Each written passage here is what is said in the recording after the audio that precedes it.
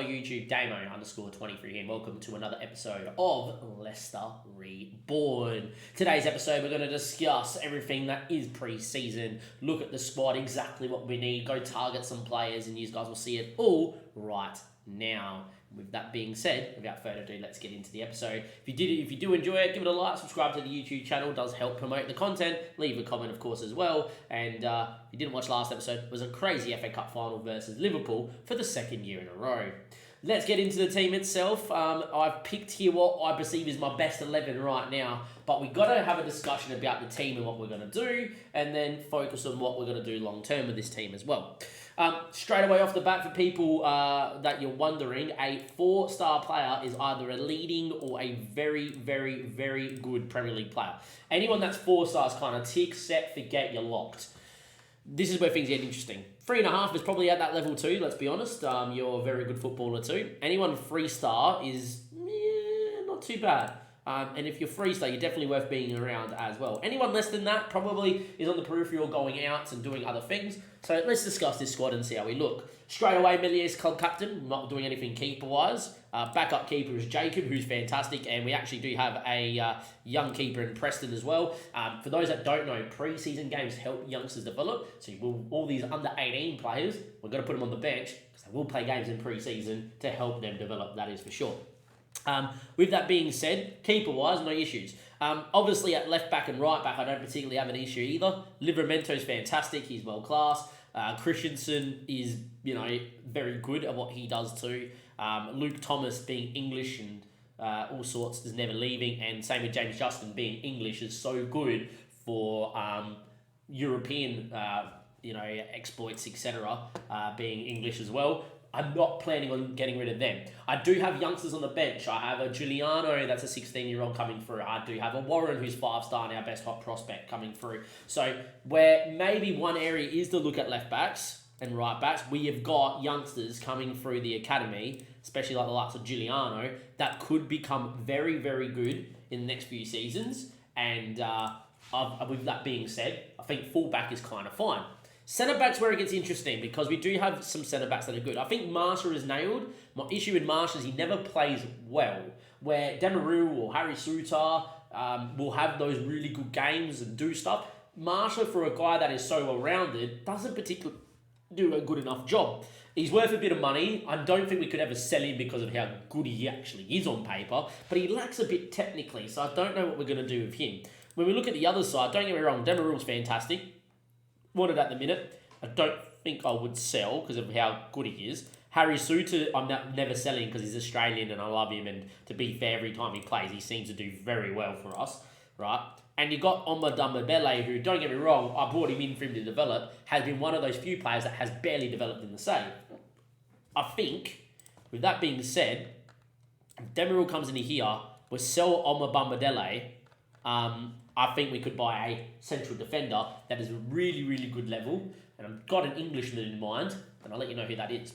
Midfield-wise, look, I wouldn't read too much into these star ratings sometimes because they're saying Thuram's only 3-star. If you have a look at him, he's outrageously good. I'm just saying that because when his form is not 100%, they drop him to 3. When his form's great, he's 4-star in the middle. Same with Lavia as well.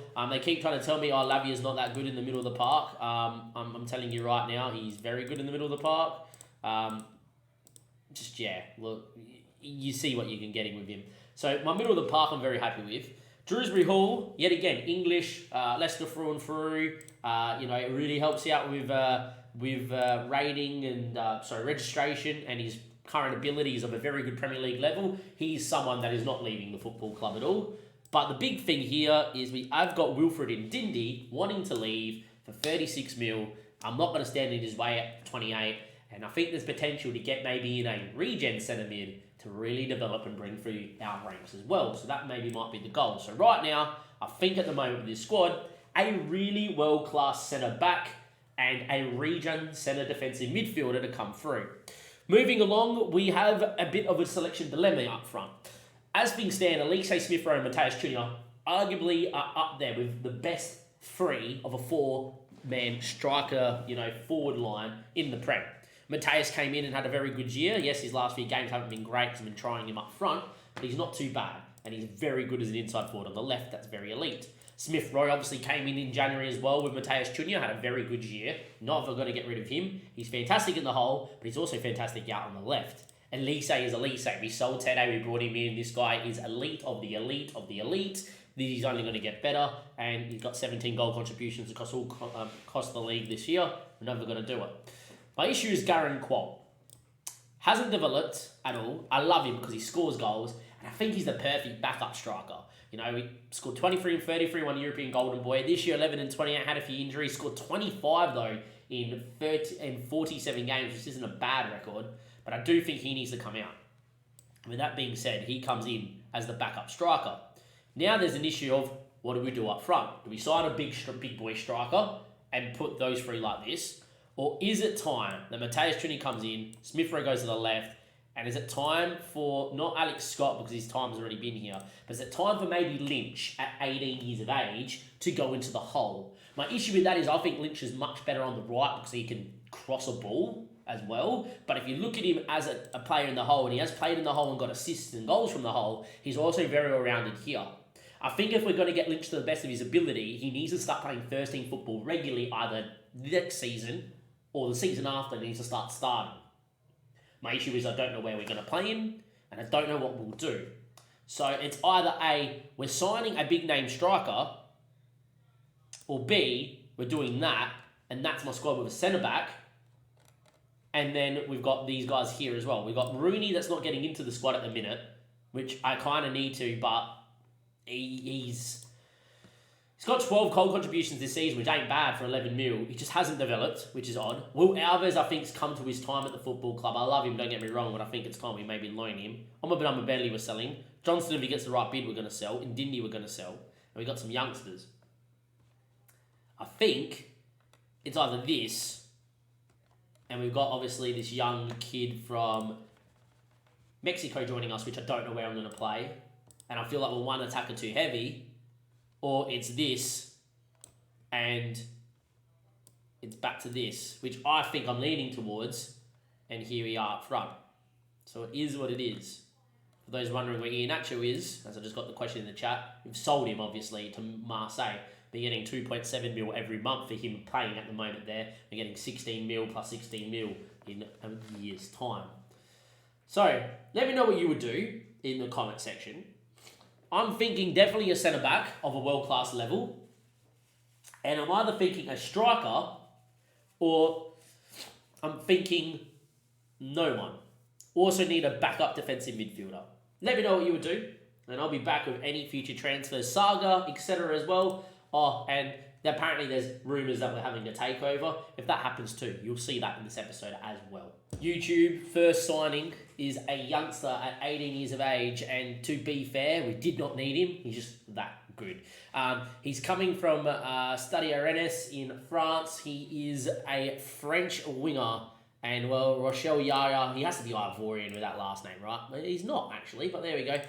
He is that good. At 18 years of age, he only wants to come in to be a breakthrough prospect. Very much like with Atlas, we don't need him. We've got Harvey Barnes, we've got Lynch, you've got Will Alves, you've got Rooney or Ronnie, etc. The thing what I like about Rochelle Yaya is he's happy to just sit around at the football club for a year. So my plan is for the next year, while Harvey Barnes and everyone plays, he plays in the under-21s, but he plays part of the first team squad, but available for the 21s. And we're playing in the occasional game. There's going to be a world one day where Yaya's on the left and Lynch is on the right. That's what I'm planning to do one day with this team. Look how good he is. For those that know what I do in my scouting, you know, obviously we do this method here. If you go, you know, search by players, it is the 17 by 36 method, and you just start listing them up like so. If I wasn't looking defensive midfielders, you're just looking for well-rounded footballers. He was part of this list and we picked him up. I also found a free agent called Thomas Garcia. I put him on a trial, 5-star potential. I've never found a free agent. He may not get a work permit, still going to come in because I'll just loan him out because I think he could be very good, the free transfer from Argentina. Somehow released by Lannis. I don't understand how they released him, but they released him, and well, yeah. And my whole idea is making my under-21s and my 19s really good because we're getting bad intakes. So, Rochelle Yaya, first signing, probably good enough to even probably be playing. And, you know, if he played his whole first year with me, by the end of the year, he could be starting on the left. but a very, very good player, someone for the future. 14 mil, all up front. No clauses, no additional add-ons. When I saw the value, I couldn't believe it. We just gave him 14 mil straight off the bat. And yeah, in he comes as well. I've also made a bid for a centre-back. No word on if he's coming in or not. It would deplete our budget all the way down. However, we obviously have some assets that we are looking to sell, and hopefully we do sell a few to raise some more money to find a striker as well. Well, YouTube, here is your elite centre-back coming in. 44 mil out of the 51 mil of my current budget is coming out, and that's because I've signed Tomori, an English world-class centre-back. He obviously does very well at AC Milan. I used him in Glory Hunter, and he was fantastic. The games decided to sell me down the drain here, particularly clicking him off. Just what you want from a centre-back. Heading, marking, tackling, very good physicals. He's fantastic back of line. I think him and Jose Marshall would be very good. And I have Demiril and Harry Souttar as the two backup centre-backs. Makes a lot of sense. It's hard to find English talent that is cheap. If he was in the Premier League, he'd be worth over 100 mil. I think he is a fantastic pickup, and he is in the door as well as Tomori. That is going to leave us with only 9 mil left in the budget, which is not good. And I've got other signings. I've already made a bid for a defensive midfielder to come in as well. That would challenge the likes of Lavia and Thuram. And it's only for 10 or 12 mil, which is ludicrously cheap for the player I'm picking up. And that's because he was out on loan at Schalke for whatever reason, not playing at Monaco. That's your hint. With that being said, and this finishes going on, I will just let you guys know Tomori is here. It's fine, and there he is. He's been given a work permit on the 8th of June. That was going to be your next signing. Is going to be, as a Segundo Volante on support, is Hassan. I sold him on Glory Hunter, I think I had him. Or no, he was at Liverpool. I sold Liverpool, another defensive midfielder. Outrageously good midfielder, only 19 years of age. How he's worth 10 to 13 mil, I do not know. They loaned him straight out to Schalke as well, which made no sense because he should be playing. Could play him in the hole, could play him on the left, could play him on the right, could even play him up front. He's that good. But yeah, Segundo Volante on support, back of line, winning balls, dictating play at 6'4". You might even see him start over Thuram or Lavia by the end of the season as well. I think he'd be a fantastic signing. My only issue is, have a look at this. I'm actually running out of a little bit of money in there, and that ain't particularly good as well. But we'll make do. We'll get enough money in there. We'll delay it until he's in. Alright, YouTube, Hassan is now in as a wonder kid, 12.5 of the 24 mil. Main reason we're doing that is Wilfred Ndidi has officially now left us as well. Ian Atros are gone, and Wilfred Ndidi is now gone too, wherever he is. He's on this list somewhere, he has to be. But yeah, we just sold Wilfred Ndidi as well for a little bit of money to Atletico. Why is that on the list? There he is. He's joining on the 10th. That's why he joins tomorrow. But yeah, Wilfred's going to go. And we got 19.75 mil as well. So Hassan's in. And now if you have a look at the team, which I don't know if he starts or not, but he's very good. I'm tempted to start him because he's that good. But yeah, I think we have to start him. He's fantastic. But yeah, if you have a look at the team now, we've got a bit of an outrageous little side going on. Don't know what your starter son like. They're going to tell me to play him on the left. I guess what you could do is actually move Mateus Junior up front and play a son off the left like so. Which could be like that. But still means we need a backup midfielder. Do I do that maybe, YouTube? And my Twitch chat. Do we just play Hassan off the left knowing how good he is? What's Hassan's best position? I bought him in to actually play defensive midfield. Because he's got tackling ability and off he goes. He would actually be an insane left back or right back. I do think he's a Volante. I really do think he's a Segundo Volante. I really do. Or in the hole. To be fair, imagine him in the hole. Oh. Him in the hole. Looks outrageous in the hole. Not going to lie. Inside forward. He's very good no matter where you put him. I don't know. What's Hassan's best position? You let me know.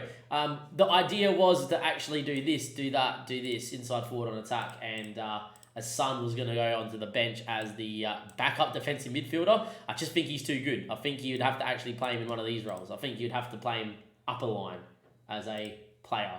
I don't know where we put him. But yeah, let me know what you do with Hassan. Where do you play him? I'll be back in a second with another signing, hopefully.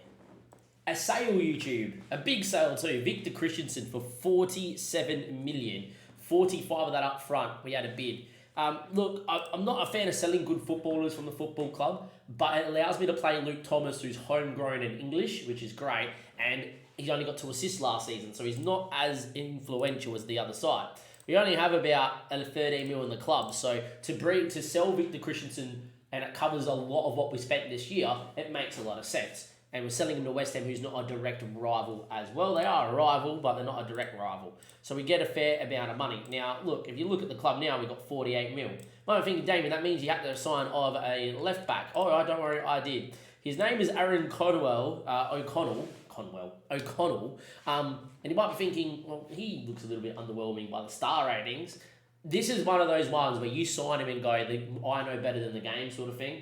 My scouts told me he could get to maybe that, 3.5 stars, which if he hits that, he's a good to leading, footballer.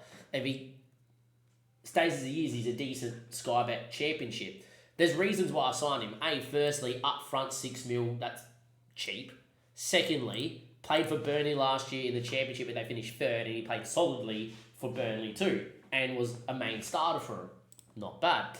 Lastly, we have a look at him here as well, Aaron, he just got his first cap for Ireland. Also, the Mexican winger in Luis just got his first cap for Mexico. So 2 signings we signed in that are 18 have got international experience now, which is good. The other thing is, you guys know that I'm a sucker for stats at 15 plus. If you get the 15 stats at 15 plus, you'll consider for me well-rounded enough to be called world class. If you get close, you get 13 or 14, you're pretty good as a footballer, right? He's the sort of guy that I think will easily, with the mentals and the physicals, get to 13 or 14.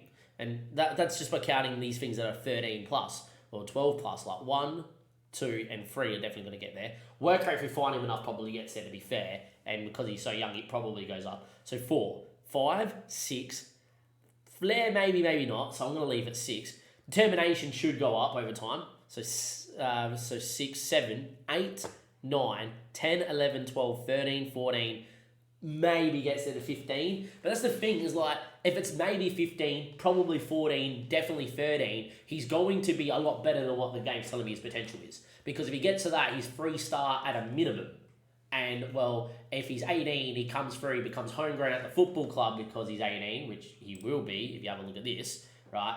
And he's going to be playing as my second fiddle striker to Luke Thomas. He's a homegrown footballer with potential to be really good. And lest we forget, our best young prospect at the football club is, of course, Stuart Warren, who is a left back with 5-star potential and is nowhere near the levels of Aaron O'Connell. If we bring him up, Aaron O'Connell, nope, Costa Simicas, was meant to be O'Connell. There we go. But is close enough that you can see what could happen. O'Connell there beats him technically, beats him mentally, and definitely beats him physically. But Stuart, being 16, 2 years younger, is very well-rounded, and by the time he's 18, could be close to that. I feel like Stuart Warren's going to be one of those that is going to just have a longer growth period, where Aaron might get to like 2021 and peter out a lot. Rowan, some of that might just continue to keep going to his 24, 25 and become really good. So I think that makes it's an easy decision. Luke Thomas is homegrown English and plays well enough that he can start. Marsha, if there's a long-term left back, just moves out to left back, and Demirel plays with Tamori. And O'Connell will play in those weaker games that we'll rotate in. And Stuart Warren, obviously, at 16 years of age, will just continue to develop. And in 3 years' time, we might see Aaron O'Connell have developed, maybe not have developed, but Rowan will probably be there ready to go at 19 and 20 to come into the squad. So those are those signings there. Secondly, I want to just bring up that we keep forgetting Alex Scott can actually play Segundo Volante. So signing a defensive midfielder is no longer a necessity, because it allows you to put Scott into there, put Rooney in the hole, and put Lynch on the right, with Harvey Barnes and Quoll, which means that this team is really good. So if you're having a look at our backup team now, if that's my starting 11, which I'll be happy with, we've moved Smith Rowe into the hole, and I've moved Asan out to the left because he's 6'4" and just amazing wherever he plays, and he needs to start. The first team is world class. It's good. It's great. It's a world class keeper, world class right back, a very very good 2 centre backs, if not should be 3-star, and a very good left back. with two world-class defensive midfielders that, for whatever reason, if they were playing upper line, would be 4-star because their back line is 3. Elise Smith-Rowe, Hassan, and Mateus Cunha are one of the best front fours in the league. So we're very happy. And then if you look at your bench, you got a Leicester homegrown goalkeeper at 24, which is huge for the Champions League. A English right back in James Justin, Demaru and Harry Suter, who are fantastic, two big, strong, physical centre backs that can deal with it. A 18-year-old potential homegrown, potentially a very good left back. You've got two English centre defensive midfielders, a homegrown right back that will right winger that will eventually become my first choice right winger over Elise, which is a big shout. Rooney in the hole, who's one of the best wonder kids in the game, it's not developed for me. Harvey Barnes on the left, and Garen Cole, who has scored goals in the Premier League this whole time. It's really, really good. Lest we forget, we've got young Preston, who is only 18, and an English backup keeper who is borderline going to be better than Jacob. We got Silva, who's just been capped by Mexico, who's that good, and I'm probably on a loan out. And Yaya's happy to sit there and play under 21 football for the whole year, and he's arguably going to become the best of the lot. He's already wanted at the moment by Ghent, Stoke, Mainz, and Empoli. I will probably loan him out to Stoke, so he becomes homegrown in England still, even though he doesn't become homegrown in here. And that's just to get him developing and playing, is Rochelle Yaya. We also got Rimmer on the bench, Alves on the bench. Onward Bamadelli I'm trying to sell, but we can't get a good bid in for him. And Johnston's about to go for 2 mil. And Garcia's officially joining us on a free with 5-star potential and got a work permit. We're in a very good spot. In terms of what the next part of this episode is going to be, is the opening day of the season. And that's because I'm done with all my stuff. I will probably still look to sign a defensive midfielder who's 18 years of age, but it's mainly for him to come into the under-21s to play and not play minutes here, because I want to have a very strong side in this line, because even if I win the league this year, and I win the Champions League, and I win the Carabao Cup, and we do it all, right, which could be the goal, I'm still going to play this save as my long-term save till FM24 comes out as a stream save. So if you want to check that out, links down below. And I want to have a good youth factory to continue playing the save. And I think we've got that here. We've got a very exciting squad with a lot of experienced English depth and also a good hint of wonder kid flair from across the world. I think we're in a really good spot. So I'll see you guys on the flip side for the opening day of the season to end off this episode. Let's go. Okay, YouTube, to end off the episode, we have the opening day of the season, and it doesn't come much harder. It's Arsenal at the Emirates. We've not had a really good first game draw in a while. I think we got Chelsea last year too in Stamford Bridge. I can't remember who we got in our first season. We'll go check that out right now while I'm here. Opening day. We got Forest. Okay, so our first season we got a good one. The last two have not been great. In terms of pre-season itself, it's gone well apart from one result. Our first game of pre-season, 30 shots, didn't score. It was very complex before winning 16, 10-1, 12-0, 4-0, 3-0, 3-0, and 4-0. We had a lot of players play minutes throughout pre-season here, which is good. A lot of them are fit. Couple players of note. Firstly, Yaya had a pretty good pre-season, getting results, etc., and then had a big loan bid from Montpellier. Like Montpellier paid me 2.4 mil out over the whole year to have him come in and be an important player. So definitely expecting to go out there and play some minutes for Montpellier, who are in Europe, which I think, as much as we want to get him homegrown and be homegrown here, this kid needs to play minutes. So while we still got Harvey Barnes and everything, I've decided to loan Rochelle Yaya out. We're going to do more. My next episode is actually going to be just solely on the youngsters, just to recap what's been going on. We've also loaned out Will Alves, which I think we've stated. Bamadelli is also out on loan. And yeah, we've done very well. Garcia, by the way, with his development, I don't know if we can see this anywhere. Like, his development has been like astronomical. He's come in and gone straight to a 2-star player, which has been really good. Really to him as being one for the future to watch out for with Warren. In terms of the rest of the team, it's all been pretty good form. Everyone's pretty fit, ready to go. And pre-season, these boys have done very, very well. So this is what I perceive as my best 11 for the year. Important to note that the game sees Son as our best player at 19. So the new signing, who was going to play defensive midfield, is now coming to play left wing because he's that good there. Could play in the hole and could play up front. Is our best footballer. So, yeah, you can see why you're using him as an inside forward on attack, can't you? He's very good in that role. Could put him on in support, but I've put him as an inside forward on attack for now, getting him in the box with that 6'4" height. I think also, lastly, season preview has us definitely too low. We are better than Spurs. We've already showed it. We're maybe not better on paper than Newcastle, but we've shown it. We're definitely better than West Ham. We've shown that. But yeah, they put us down in ninth. I don't know why that is. We made the semi-final of the Champions League last year, and I think this team's better. The game and me are very similar in terms of what we think. It's a couple of different things. Thomas, Marshall, Tomori, Livramento, Melier, definitely. Thuram in the middle of the park, yeah. But they reckon Hassan back there, drop Lavia altogether, Smith Rowe, Elise, and then play Mateus with the left and Rooney, which I was tempted to do, but I'm definitely going to go with Lavia and Hassan getting up a line and moving Mateus Jr. up front because he's had a pretty good pre-season up there. It was the whole reason why we did that. In terms of the bench, that's not my best bench because Garen Cole just picked up a knock. He had a pretty good pre-season as well. He's only out for a short term, which means you will get to see Luis Guilherme Silva off the bench, and he is developing sensationally well. Pre-season games, if you don't know that you're aware, the under 21 players in your squad, if they play in pre-season, get a massive boost of growth because they're playing in first team matches, and it counts. So yeah, that's huge for him. Got to be playing a heap of under 21 minutes with like the likes of Adam Lynch as well, who apparently is regressing to the mean, but everything else is fine. So the squad is there on paper. It's a very similar team to last year. Tomori comes into the back four. Thomas obviously being starting now as well is fine. Lavia Thuram still the same. Elise, Smith Rowe, and Mateus Jr. 3 of the 4 are the same, but Hassan now comes in as our best player out there too. Justin on the bench with Demirel. O'Connell hasn't really started developing just yet. The Irish international, sure he will. Scott and Drewsbury Hall, Lynch, Ronnie, Harvey Barnes, and Lewis is quite deadly up top. Ronnie's finally decided to start developing, and if he hits 3-star, definitely very usable, but he's the main reason why we're loaning Yaya out as well. Our under 19s are looking good. For those wondering, there's our 18 squad. Got a little bit of potential in there, nothing major, but for me, it's the under 21 squad, which I keep most of my eye on. I want to have as many 5-star options in there. As you can see that Thomas's graph in the last 3 months just shoots straight up. Ever since Landis released him and I've gone in for him, he's kind of just developed like a monster. I do expect to see Rochella Yaya really develop as well this season out on loan. All right, let's get straight into it because it's been a very long episode and I do apologise for that.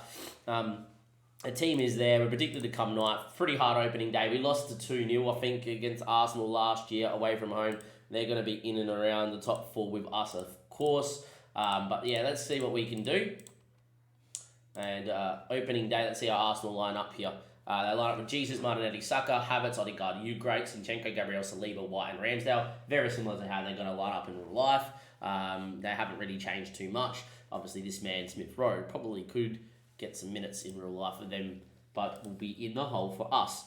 Highlight from kickoff, always nice when you have the kickoff. We'll see if it is still nice when we get through this highlight. I normally am live for my games, but I've been watching the golf, the cricket, been watching all the pre-game because it's raining in England. It's the 4th day of the 4th test. We need it to rain out if you're an Aussie because we're in trouble, and hopefully it does. Hassan now, first thing he does in a Leicester shirt, I've given him the number 10 as well, is gets inside. Smith Rowe scores against his former club, and inside 30 seconds, in the Premier League, we lead 1-0 away at the Emirates, and that is a very good sign.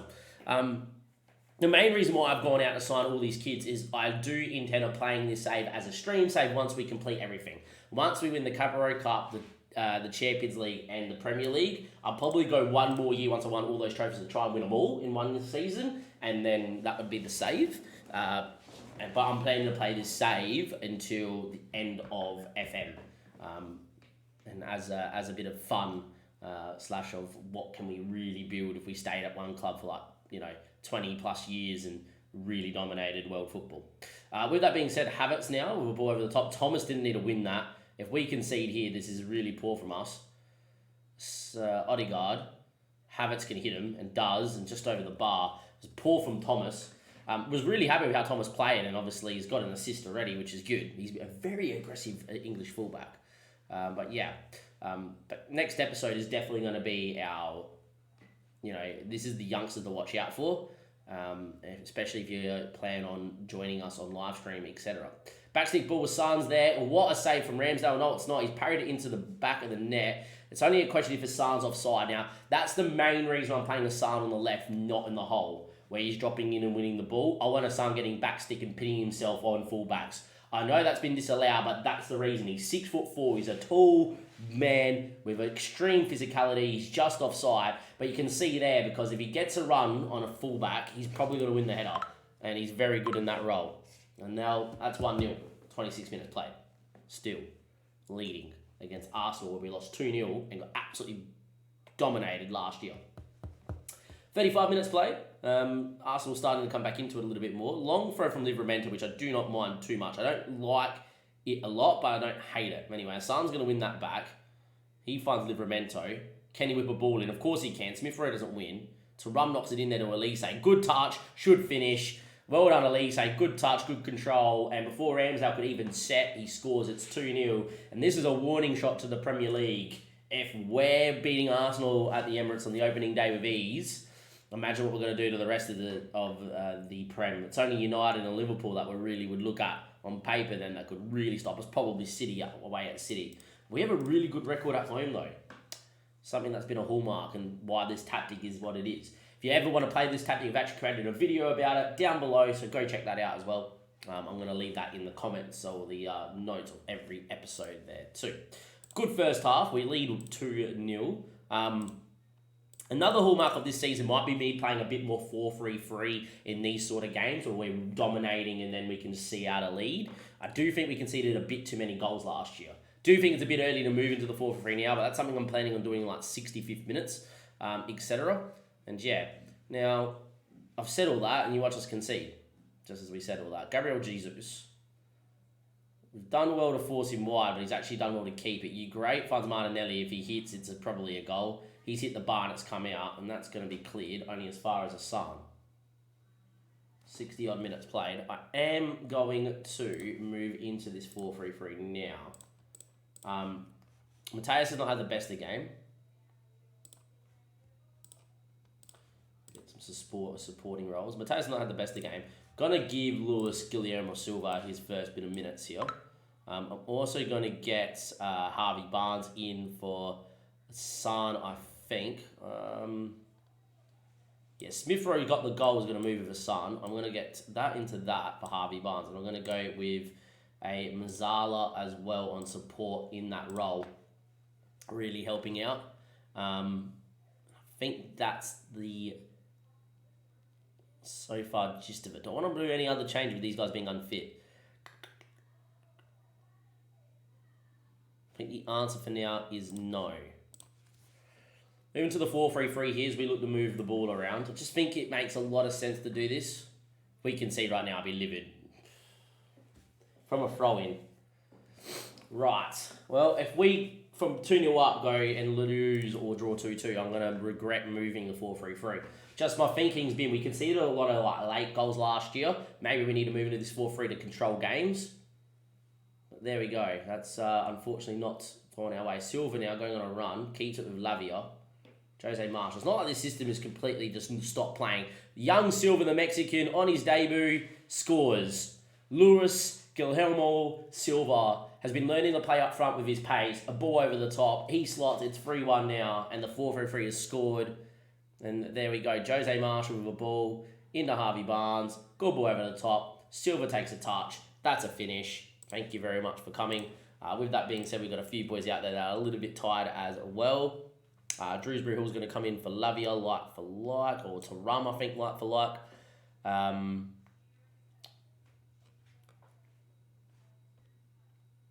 Livramento's a bit dead. And I might give O'Connell some minutes here for Thomas as well.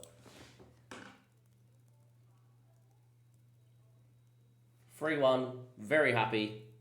Obviously the boys have played sensationally well. A goal for Arsenal makes things nervy. Backstick ball Saliba, it is nervy. Arsenal do not deserve to still be in this football game. We've absolutely dominated them. Highlight from kickoff, oh no. There's no way, right? There should be no way. We've absolutely fisted Arsenal today. We lose out. Oh, no. Oh, no. Brennan Johnson's quick. Wide. Well, it's been a great episode. It's been a long episode. Somehow this game is still on a knife edge. We've absolutely killed Arsenal. And mercifully we get home 3-2 in a 5-goal thriller. I'm never going to change formation again in a game. Just, everything should tell you that you're 2-0 up, you're dominating. So just go and just keep that ball a little bit more, make the opposition work that little bit harder to take it off you instead of going, get 10 men forward off the ball. But apparently that's not a thing on FM. Yeah, frustrating game because I feel like tactically you get it right and then, yeah, look, I didn't fit. Look, it's 3 points to start the season. I shouldn't complain. But, I've built this team with enough world-class talent that this press should be hyper, super effective and we shouldn't concede too many goals. I know that that's Arsenal and they're decent, but we shouldn't have conceded too many goals there. With that being said, that is going to be the episode. I don't know when the next one's going to be. It's going to be somewhere. Look, we got Man City and Chelsea as a doubleheader maybe. I do not know. It'll be somewhere along those lines. Till then, though, thank you for checking out today's episode. I know it was a super duper long one. Sorry, next episode is going to be me explaining the kids. I'm going to play an extra couple games here while I'm watching a bit of the golf and the cricket and whatnots that are on. And then, once when I go and do that episode, you'll see who we're going to play, Champions League stuff, you name it as well. But we'll be talking an episode specifically about the kids that we have signed and the future of this save once we complete everything about it. With that being said, thank you very much. Enjoy your time as always. Leave a comment. Goodbye.